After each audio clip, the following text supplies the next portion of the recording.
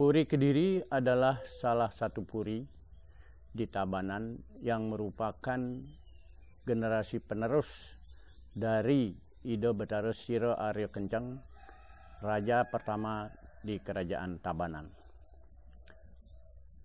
Puri Kediri dibangun pertama kali di era pemerintahan Ki Gusti Ngurah Hubung.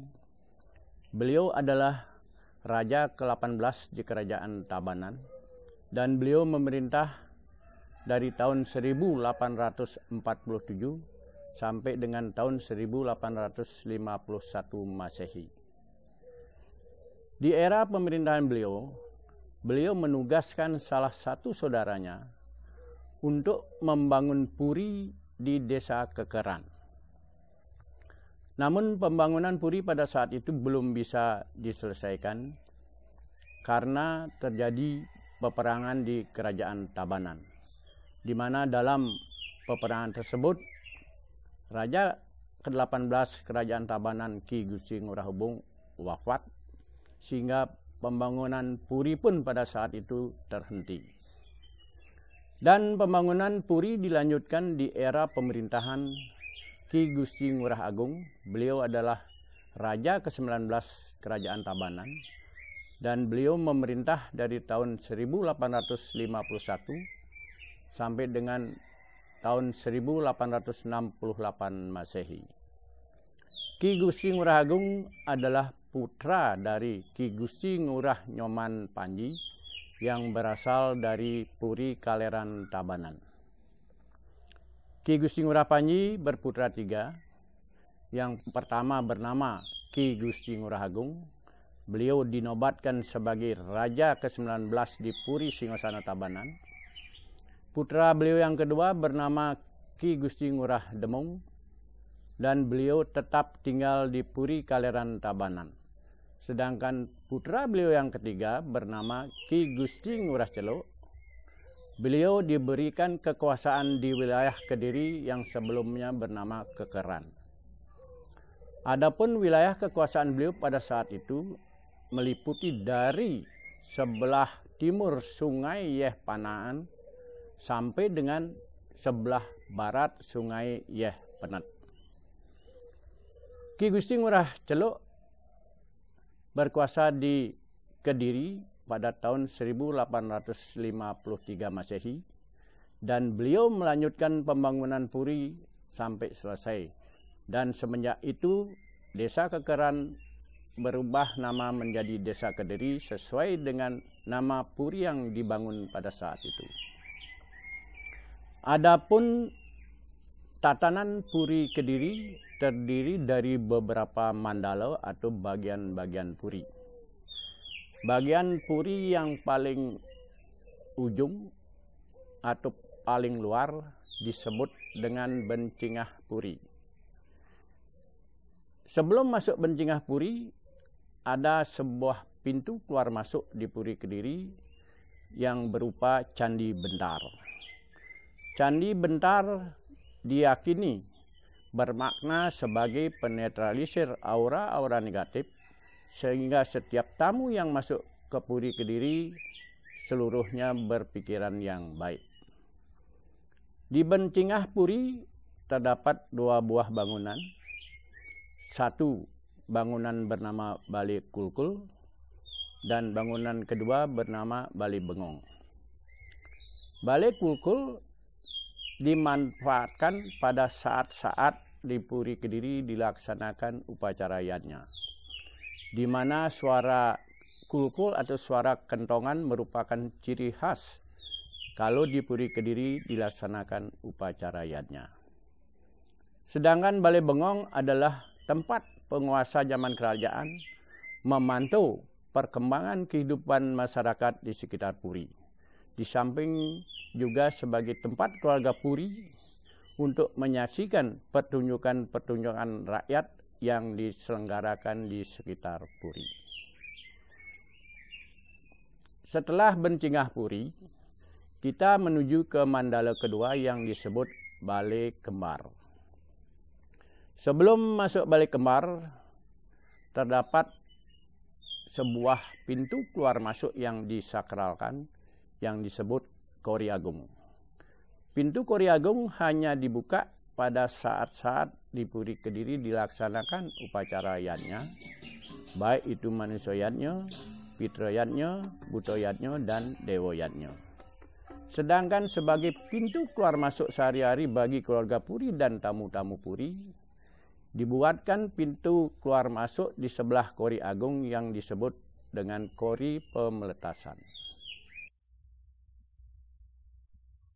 Mandala kedua atau Bali Kemar adalah tempat dilaksanakannya upacara yatnya, pitra yatnya, khususnya pengabenan. Adapun tingkat pengabenan yang dilaksanakan dan menggunakan Bali Kemar adalah tingkat pengabenan yang utama. Sedangkan tingkat pengabenan yang biasa dilaksanakan di masing-masing saren. Setelah mandala kedua,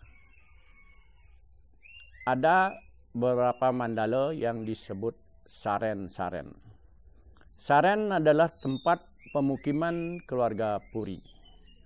Dan masuk saren pertama disebut dengan saren Tandakan, di mana saren Tandakan adalah sebagai tempat tamu-tamu Puri beristirahat dan mempersiapkan segala sesuatu sebelum menghadap penguasa Puri.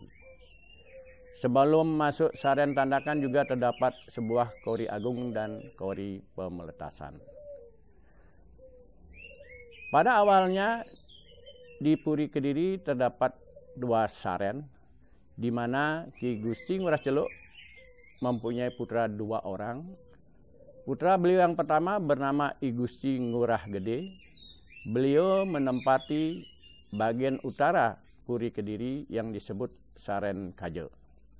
Sedangkan putra beliau yang kedua bernama I Gusti Ngurah Rai. Beliau menempati bagian selatan Puri Kediri yang disebut Saren Kelon.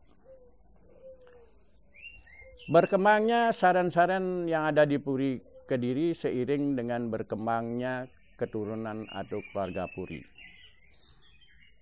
Perkembangan saren-saren terjadi pada generasi keempat di Puri Kediri, di mana saren-saren berkembang dari 2 saren menjadi 7 saren sampai saat ini. Adapun saren-saren tersebut adalah 1 saren Tandakan itu sendiri, yang kedua saren Kangin,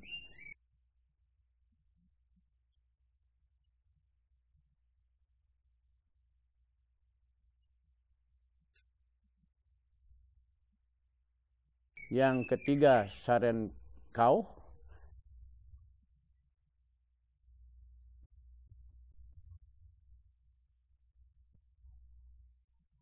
yang keempat saren Klingkung,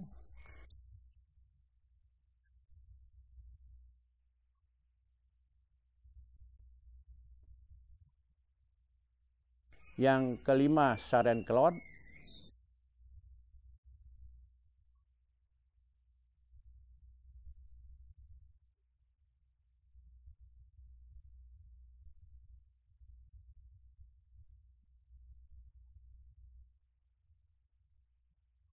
yang keenam saren Gerenceng,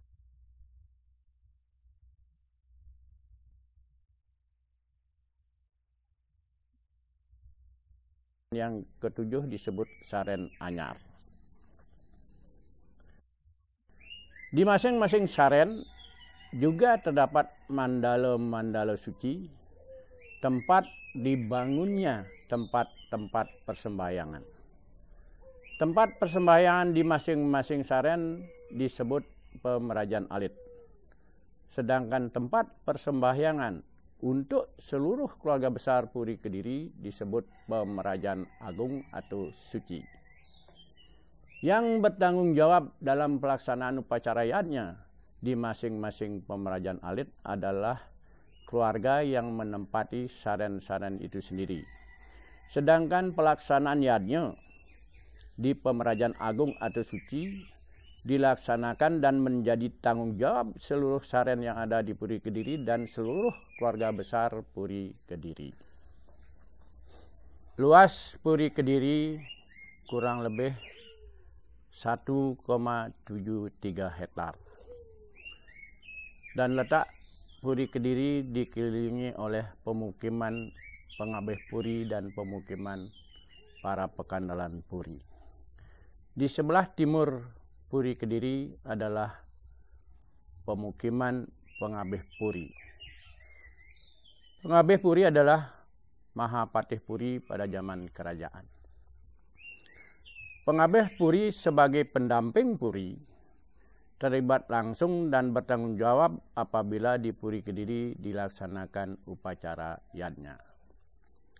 Pemukiman pengabeh puri disebut Jero Pucangan Kediri.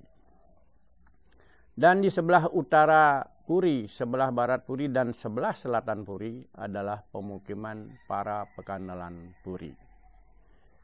Pekandalan Puri adalah abdi dalam Puri. Pekandalan Puri adalah tenaga-tenaga yang diandalkan apabila di Puri Kediri dilaksanakan upacara yadnya. Di samping pengabeh puri dan pekandalan Puri, Puri Kediri mempunyai kerabat Puri yang disebut wargi Puri. Para wargi Puri ini ada bermukim di Kabupaten Karangasem, ada di Desa Serangan, ada di Banjar Bakisan, Desa Denbantas, Kabupaten Tabanan, dan ada di Banjar Sude di Kediri bagian selatan. Para wargi Puri juga bertanggung jawab dan terlibat langsung apabila di Puri Kediri dilaksanakan upacara yadnya. Di samping itu juga setiap dilaksanakan upacara yadnya di Puri Kediri juga melibatkan warga Banjar yang ada di Desa Kediri.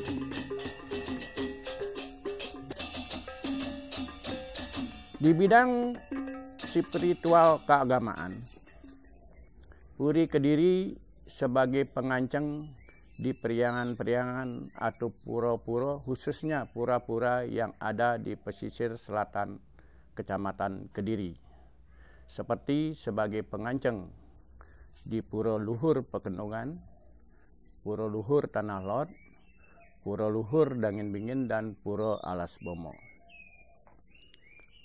Penganceng adalah mereka yang dituakan dan sebagai penanggung jawab utama dan penentu apabila dilaksanakan upacara yadnya di masing-masing pura, termasuk apabila dilaksanakan pembangunan yang ada di masing-masing pura tersebut. Di Puri Kediri tersimpan beberapa pusaka yang disakralkan. Di antaranya ada pusaka Pajenengan. Pusaka Pajenengan adalah pusaka leluhur yang pertama kali datang di Puri Kediri dan disakralkan. Pusaka Pajenengan berbentuk sebilah keris yang bernama keris pusaka Ki Baru Alis. Pusaka Pajenengan didampingi oleh 4 pusaka pengabeh atau pusaka pendamping. 1 berbentuk tombak yang bernama pusaka Ki Sondang Lawe. 3 berbentuk keris. 1 bernama keris pusaka Ki Tedung Jagat. 2 keris pusaka Ki Tangkap Langit. Dan yang 3 adalah keris pusaka keris Majapahit. Di samping pusaka-pusaka Pajenengan tersebut, di Puri Kediri tersimpan salah satu pusaka yang disakralkan dan sangat disucikan oleh umat Hindu, khususnya umat Hindu yang berada di Kecamatan Kediri. Pusaka tersebut adalah pusaka pemberian dari Ido Dang Yang Dwi Jenderal dan berbentuk sebilah keris yang bernama keris pusaka Ki Baru Gajah. Keris pusaka Ki Baru Gajah diyakini oleh umat Hindu khususnya di Kecamatan Kediri dan para subak yang berada di Kabupaten Tabanan sebagai penanggluk merana atau penetralisir aura-aura negatif yang ada di bumi ini. Keris pusaka Ki Baru Gajah juga sebagai pratimo atau media pada saat dilaksanakan upacara yadnya dan persembahan terhadap idodang yang diwijendo pada saat dihaturkan puja wali di Pura Pegendongan. Setiap hari raya Kuningan, keris pusaka Ki Baru Gajah diusung dari Puri Kediri menuju Pura Luhur Pegendongan yang selanjutnya dihaturkan puja wali di sana. Dan ritual yang sakral ini disebut ngerebeg.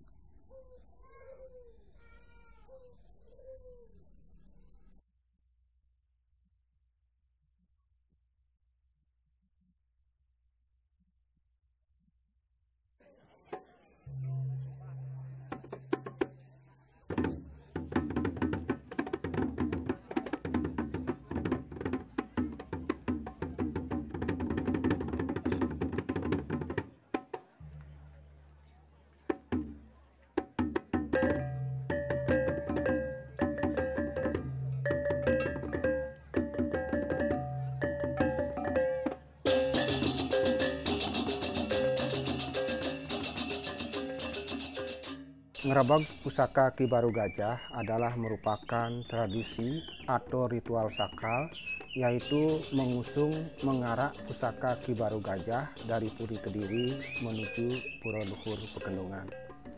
Sebagai penanggung jawab dan pelaksana daripada acara ngerebeg pusaka Ki Baru Gajah ini adalah 6 banjar yang ada di Desa Kediri, yaitu Banjar Panti, Banjar Puseh, Banjar Jagosatru, Banjar Semo, Banjar Pande, dan Banjar Lotpuri. Prosesi ngerebeg pusaka Ki Baru Gajah diawali dengan menurunkan pusaka Ki Baru Gajah dari gedong simpen, kemudian disetanakan di pelinggih Manjang Sluang yang ada di Pemerajaan Agung atau Suci Puri Kediri. Kemudian dilakukan prosesi persembahyangan bersama keluarga Puri dan bersama masyarakat yang mengikuti tradisi ngerebeg ini. Setelah selesai upacara persembahyangan di Pemerajaan Agung Puri Kediri bersama masyarakat, dilanjutkan mengusung mengarak pusaka Ki Baru Gajah menuju Pura Panti. Di Pura Panti ada sebuah pelinggih atau bangunan suci yang diyakini sebagai bangunan purbakala yang berbentuk candi. Nah, di sanalah keris pusaka Ki Baru Gajah disetanakan. Juga diadakan prosesi atau ritual persembahyangan bersama. Setelah persembahyangan di Pura Panti selesai, kemudian dilanjutkan persiapan menuju Pura Pegendongan yang diawali dengan mengelilingi Puri Kediri sebanyak 3 kali sebagai simbolis acara Penangluk Merana dan sebagai simbolis daripada mengelilingi Desa Kediri. Sepanjang perjalanan ngerebeg ini adalah dengan berjalan kaki menempuh jarak kurang lebih 10 km.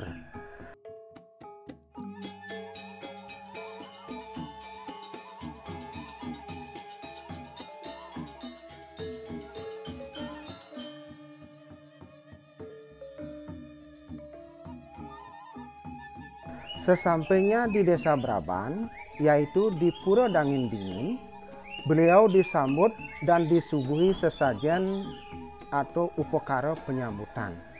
Setelah prosesi penyambutan yang dilaksanakan di Pura Dangin Dingin, kemudian dilanjutkan perjalanan menuju Pura Pegendongan.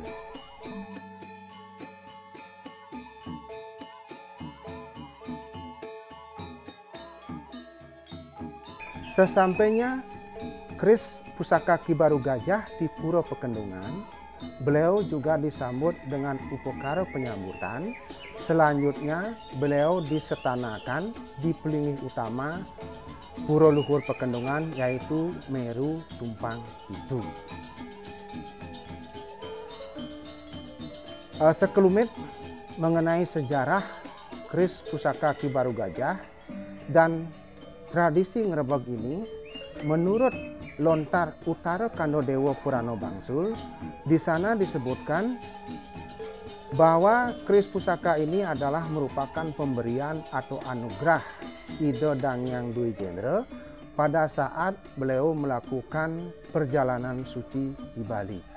Pada saat beliau sampai atau tiba di pesisir pantai Desa Braban, beliau melihat sebuah bukit kecil di tengah laut.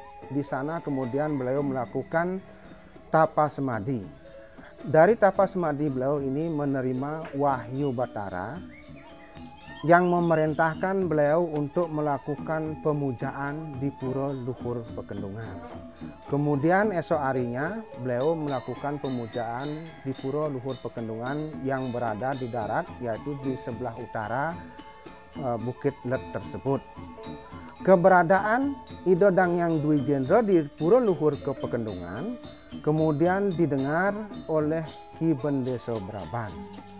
Datanglah Ki Bendeso Braban menghadap Ida Dangyang Dwi Jendra, memohon petunjuk dan nasihat beliau karena pada saat itu desa dalam keadaan bencana. Ama penyakit merajalela, masyarakat banyak yang sakit, pertanian juga gagal. Nah, kemudian setelah Ki Bendeso Braban menceritakan keadaan desa, Ida Dangyang Dwi Jendra menganugerahkan sebuah keris yang bernama Ki Baru Gajah sebagai sarana untuk menjalankan ritual penangluk merano atau menghilangkan segala ama penyakit yang ada di desa. Keajaiban memang terjadi. Pada saat itu setelah Bendeso Braban melakukan ritual dengan sarana keris tersebut, segala ama penyakit menjadi sirna, desa dalam keadaan aman, damai, dan sejahtera. Nah, pada saat Ida Dangyang Dwi Jendra menganugerahkan keris pusaka kepada Ki Bendeso Braban, ada perintah atau petunjuk beliau yang bunyinya, yen kita tan ngelaraken bisa manku, tan ngelaraken ngerebek rug ikang jagat. Yang artinya, kalau engkau tidak melaksanakan perintahku, tidak melaksanakan ngerebek ke pusaka Ki Baru Gajah, maka alam akan mengalami bencana. Nah, dengan adanya Bisama Ida Dangyang Dwi Jendra seperti itu, sampai saat ini masih sangat diyakini oleh masyarakat Kediri, dan masyarakat Kediri masih tetap eksis, setia, dan selalu melakukan upacara ngerebek setiap hari raya Kuningan. Pada saat pelaksanaan tradisi ngerebek ini, masyarakat Kediri membawa sarana yang berupa pelepah pohon enau. Pelepah pohon enau ini mempunyai fungsi sebagai penyisih atau mengalau segala bentuk ama dan penyakit yang ada di desa, dialau menuju Pura Luhur Pekendungan yang kemudian disimpan di hutan suci yang ada di Pura Luhur Pekendungan. Karena di Pura Luhur Pekendungan diyakini di samping Pura Luhur Pekendungan di sebelah timur ada hutan suci, adalah tempat untuk menyimpan ama penyakit yang ada di alam semesta.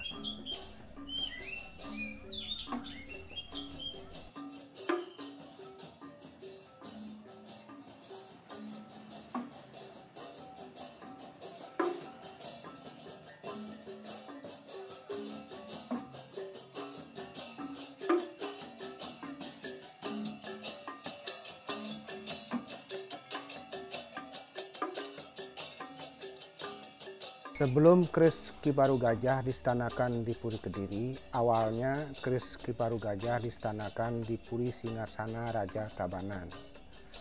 Raja Tabanan memerintahkan adiknya yang bernama I Gusti Ngurah Celuk untuk membangun puri di Kediri. I Gusti Ngurah Celuk bersedia membangun puri Kediri dengan syarat membawa keris pusaka Ki Baru Gajah.